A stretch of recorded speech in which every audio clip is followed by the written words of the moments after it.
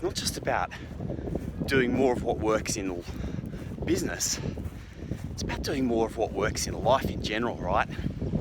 Doing the stuff that makes you happy, like unapologetically following your dreams and following the things that you enjoy and doing more of them, not less.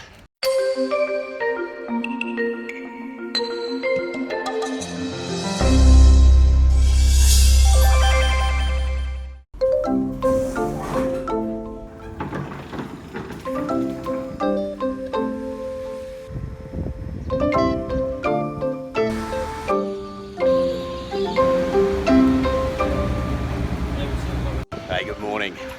Morning walk, episode 58 from Darwin. This morning, lovely tropical Darwin, and it's been a big downpour overnight, even though it's nearly the dry season up here. Heaps of rain, everything's pretty wet, but it's still beautiful, you know, like mid-20s, makes it what, like 80 degrees. So it's just a fantastic experience to step out of your bed at 6 o'clock in the morning and it's just to be gorgeous and warm like this, like a big warm hug. It's pretty quiet out and about this morning, just as it is in lots of these kind of cities. I love that vibe just as places are waking up. People are starting to go to work and it's just kind of like delivery drivers and dump trucks doing their stuff. It's a really nice experience, like first people on their way to work. Cities have this kind of like magic vibe. In just a few hours, this place will be humming, as much as Darwin probably ever hums, as everyone gets about their daily business. But for now, it's kind of like all mine. There's not many times in your life you can be in a major city and feel like it's all yours. I also love the idiosyncrasies of cities, right? Like if you look here, oh God, they've got like a whole bunch of sprinklers running, like really running, and it's just probably rained like 50 millimeters overnight. Oh, we can be so stupid as humans, can't we? Oh. Got dawn just on the horizon, up the road there. It's quite spectacular, isn't it, with the like lagging cloud of that past storm and first touches of the dawn. Darwin has really struggled in the last couple of years. There's a massive gas project not far from here which had imported a whole bunch of workers, a lot of jobs, and the government here have been all excited about that maybe being a game changer for the city. Unfortunately, as often happens with these projects, once the thing was built, a lot of the work dried up, the workers left, and the economy here is really, really suffering. Time of filming, it's like 5th successive quarter of negative growth. So people are suffering a bit here. It's always a little bit sad when this happens to cities, businesses go bust, people start leaving, things are on the downward tick. Makes it really hard for sort of morale to pick back up again. Definitely one of the reasons I'd never want to be in politics, trying to solve a big macro problem like that. Very, very hard indeed. I was chatting with a local yesterday who was saying that, Darwin was always a tourist town. Basically, that's what drove the economy up here. You think about the classic perception of Australia from overseas, adventure and crocodiles and desert and big snakes. I mean, that's all this stuff that happens up here in the territory.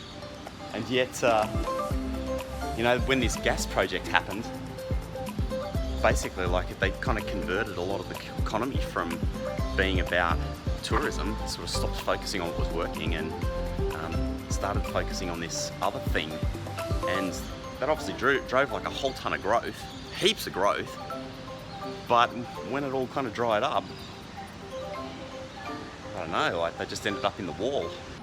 This is like Darwin's main central mall.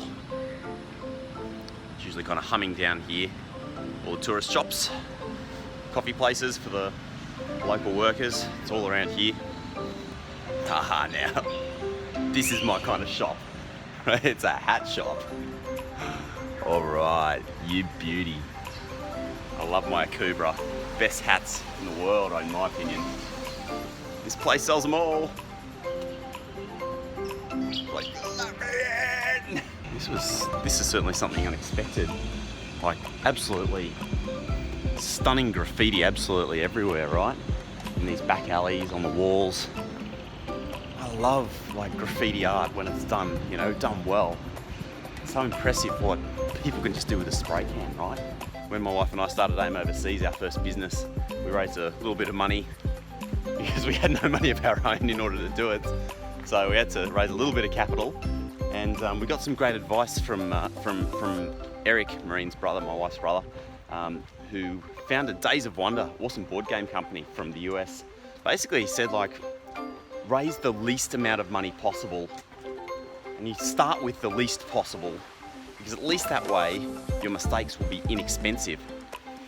It's kind of like, sounds like funny advice, right? But it's so true, because we always make mistakes in life, and when you're starting a business, that's particularly true. And at least if you don't have too much money, you know, you're going to really try and bootstrap things and, you know, make less expensive mistakes.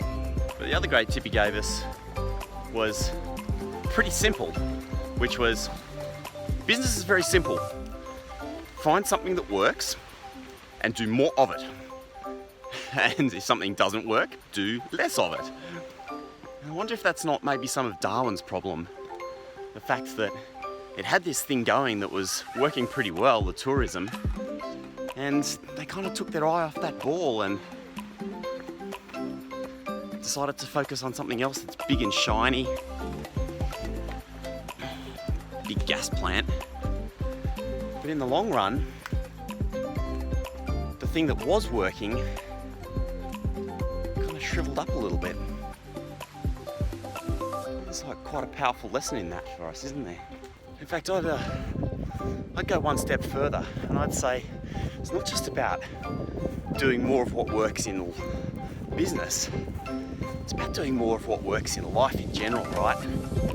Doing the stuff that makes you happy, like unapologetically following your dreams and following the things that you enjoy.